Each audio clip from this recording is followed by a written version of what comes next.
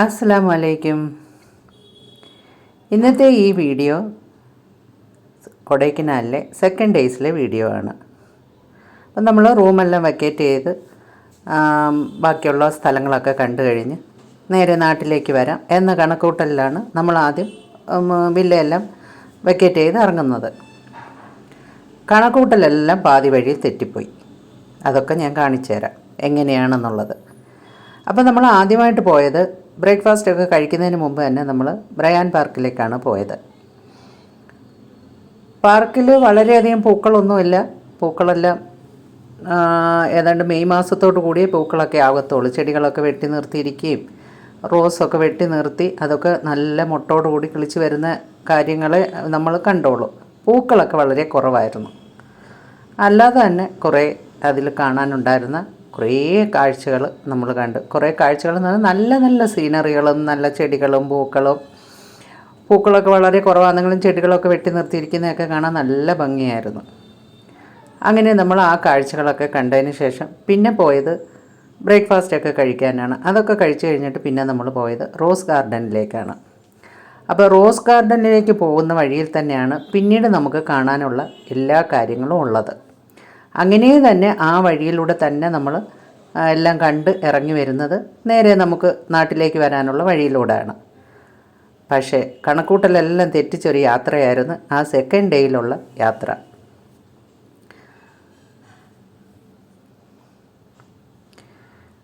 ഇത് നമ്മൾ Brian പാർക്കിലുള്ള glass ഹൗസിലുള്ള കുറേ നല്ല ചെടികളുടെ വീഡിയോ ആണ് ഈ എടുത്തിരിക്കുന്നത്. കുറേ അധികം വെറൈറ്റി കാക്ടസ് ഇവിടെ ഉണ്ടായിരുന്നു. ഇതൊക്കെ മെയ് മാസമൊക്കെ ആകുമ്പോഴത്തേക്ക് ഇവിടെ നിറയെ പൂക്കളാണ്.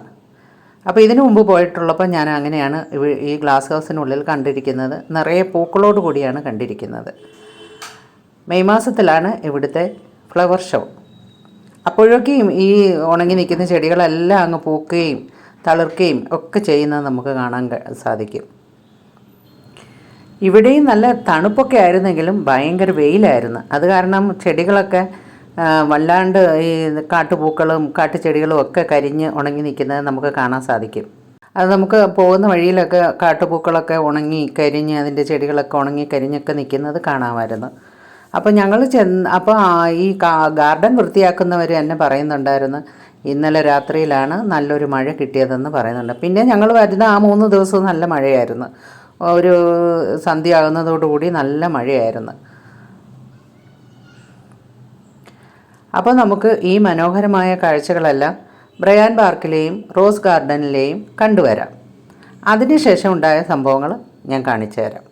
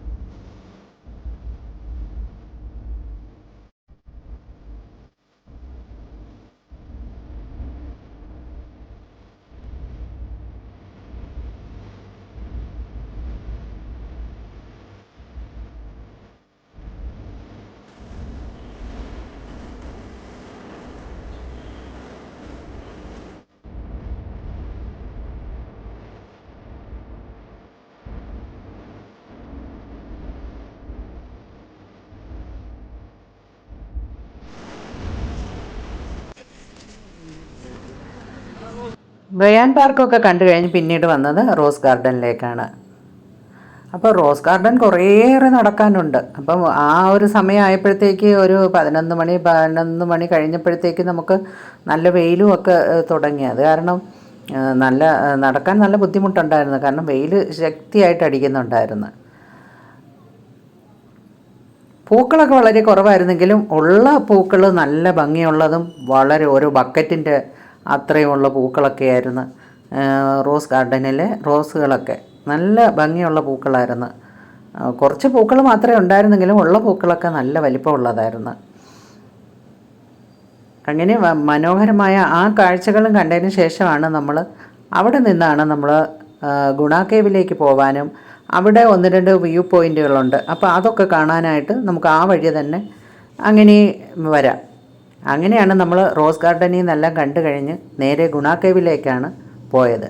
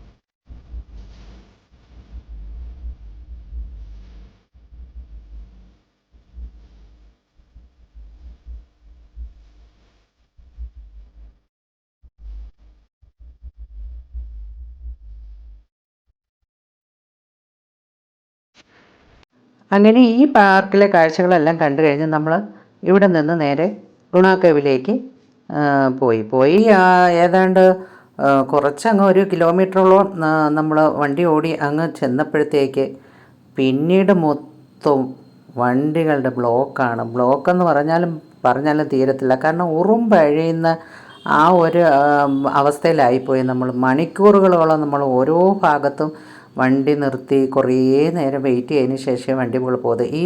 ഇത് കാണുമ്പോൾ നിങ്ങൾക്ക് മനസ്സിലാവും, അത്രയ്ക്ക് ബ്ലോക്കായിരുന്നു. പിന്നീട് നമ്മൾ ഏതാണ്ട് ഗുണ കേവിന് ഇപ്പുറമുള്ള ഒരു വ്യൂ പോയിൻറ്റിൽ എത്തിയപ്പോഴേക്കും തന്നെ സമയം കഴിഞ്ഞിരുന്നു. 4 മണി വരെ ഇവിടുത്തെ എല്ലാ സ്ഥലങ്ങളിലും പ്രവേശനമുള്ളൂ. അത് കഴിഞ്ഞാൽ പിന്നെ നമുക്ക് ടിക്കറ്റില്ല, പിന്നെ അങ്ങോട്ട് കയറ്റി വിടത്തില്ല. അങ്ങനെ പിന്നെ നമ്മൾ തൊട്ടടുത്തുള്ള ഒരു വ്യൂ പോയിൻറ്റും കണ്ട് തിരികെ നാട്ടിലേക്ക് പോകാമെന്ന് പറഞ്ഞ് തിരികെ വരാനും പറ്റത്തില്ല, മുമ്പിലോട്ട് പോകാനും പറ്റത്തില്ല, പുറകിലോട്ട് വരാനും പറ്റാത്തൊരവസ്ഥയായി.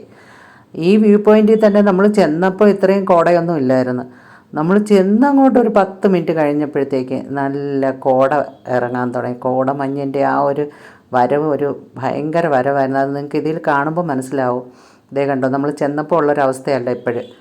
നല്ലവണ്ണം കോട ഇറങ്ങി തുടങ്ങിയായിരുന്നു. അതൊരു നല്ല കാഴ്ചയായിരുന്നു കേട്ടോ. അപ്പോൾ അതൊക്കെ കഴിഞ്ഞ് പിന്നെ നമ്മൾ ഏതാണ്ട് ഒരു 12-1 മണിയായപ്പോൾ നമ്മൾ ഗുണ കേവിലേക്ക് പോകാൻ തുടങ്ങിയത്. നമ്മൾ ഒരു 3:30 കഴിഞ്ഞപ്പോഴാണ് നമ്മൾ ഈ വ്യൂ പോയിൻറ്റിലിട്ട്. അത്രയും സമയം നമ്മൾ അവിടെ വെറുതെ പിന്നെ ബ്ലോക്കിൽ പെട്ട് കിടക്കുകയായിരുന്നു. ഇപ്പം തന്നെ കണ്ടോ വണ്ടികൾ കിടക്കുന്നുണ്ട്. ഇതേപോലെ ഇഴഞ്ഞിഴഞ്ഞാണ് വണ്ടികൾ ഓരോ പോയിന്റിലും എത്തുന്നത്. അങ്ങനെ പിന്നെ നമ്മൾ തിരിച്ച് എങ്ങനെയെങ്കിലും നാട്ടിലേക്ക് തിരിച്ച് വരാം എന്ന കണക്കൂട്ടലിൽ തന്നെ നമ്മൾ തിരികെ വന്ന് നമ്മൾ ലേക്ക് വ്യൂവിൻ്റെ അവിടെ എത്തിയപ്പം പിന്നെ നമ്മൾ അതൊക്കെ കണ്ട് കുറച്ച് നേരം നിന്ന് കുറേ കഴിയുമ്പോൾ പിന്നെ നമ്മുടെ മനസ്സ് മാറി, നമുക്കിവിടെ അടുത്ത് എവിടെയെങ്കിലും റൂം എടുത്തിട്ട് ഗുണ കേവും കൂടെ കണ്ടിട്ട് നമുക്ക് തിരികെ പോകാം എന്നുള്ളൊരു രീതിയിലായി. അങ്ങനെ പിന്നെ നമ്മൾ അവിടെ നിന്നുകൊണ്ട് തന്നെ നമ്മുടെ ഏജൻറ്റിനെ വിളിച്ച് ചോദിച്ച് അങ്ങനെ നമുക്ക് റൂമൊക്കെ കിട്ടി. പക്ഷേ വില്ല പോലല്ല എങ്കിലും റൂമും ഹാളും പിന്നെ നമുക്ക് അവിടെ നിന്ന് കാണാൻ പറ്റുന്ന എല്ലാ കാഴ്ചകളും ഒക്കെ ഉള്ളൊരു നമുക്ക് റൂമുകളാണ് കിട്ടിയത്. അങ്ങനെ പിന്നെ നമ്മൾ അവിടെ സ്റ്റേ ചെയ്ത് അന്നും കൂടെ സ്റ്റേ ചെയ്തതിന് ശേഷം പിറ്റേന്നാണ് നമ്മൾ ഗുണ കേവിലേക്ക് പോയത്. അത് രാവിലെ തന്നെ ഇറങ്ങിയതുകൊണ്ട് നമുക്ക് അങ്ങനെ പോയി എത്താൻ പറ്റി, എല്ലാം കാണാനും പറ്റി. അങ്ങനെ ആ വീഡിയോ ഞാൻ അടുത്ത ഇതിൽ പോസ്റ്റ് ചെയ്യാം. അപ്പം ഈ മനോഹരമായ കാഴ്ചകളും ഈ സംഭവങ്ങളും എല്ലാം നിങ്ങൾക്ക് ഇഷ്ടമായി എന്ന് ഞാൻ വിശ്വസിക്കുന്നു. അങ്ങനെയാണെങ്കിൽ നിങ്ങൾ എനിക്ക് ലൈക്ക് ചെയ്യണം, ഷെയർ ചെയ്യണം. ആദ്യമായിട്ട് കാണുന്നവരാണെങ്കിൽ ഒന്ന് സബ്സ്ക്രൈബും കൂടെ ചെയ്യണേ. തൊട്ടടുത്തുള്ള കുഞ്ഞു ബെൽ ബട്ടനും കൂടെ അമർത്തിയാൽ ഞാനിടുന്ന വീഡിയോയുടെ നോട്ടിഫിക്കേഷനൊക്കെ നിങ്ങൾക്ക് കിട്ടുന്നതായിരിക്കും. അപ്പോൾ അടുത്ത വീഡിയോ ആയിട്ട് വരുന്നവരെ ബായ്.